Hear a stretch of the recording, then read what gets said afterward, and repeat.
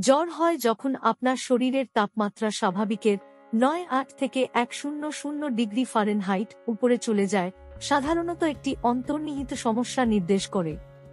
সংক্রমণের বিরুদ্ধে লড়াই করতে বা কোনো সমস্যার সংকেত দিতে আপনার শরীর তাপমাত্রা বাড়ায়। তারা কতক্ষণ স্থায়ী হয় এবং আপনার তাপমাত্রা কত বেশি হয় তার উপর ভিত্তি করে ৫ ধরনের জ্বর রয়েছে। ১. বিরাম জ্বর, দিনের বেলা তাপমাত্রা উপরে এবং নিচে যায়।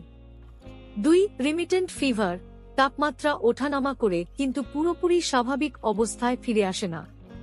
৩. প্রচণ্ড জ্বর, দিনের বেলায় তাপমাত্রা কমপক্ষে ১-৪ ডিগ্রি সেলসিয়াসের পার্থক্যের সাথে অনেক বেশি দুলছে।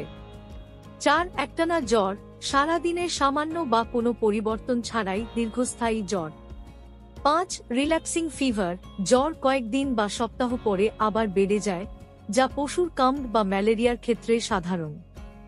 জ্বরের লক্ষণ ও উপসর্গগুলির মধ্যে রয়েছে ঘাম বা ঠান্ডা লাগা, মাথা ব্যথা, পেশি ব্যথা, ফুসকুড়ি, ক্ষুধা হ্রাস, অস্থিরতা এবং দুর্বলতা।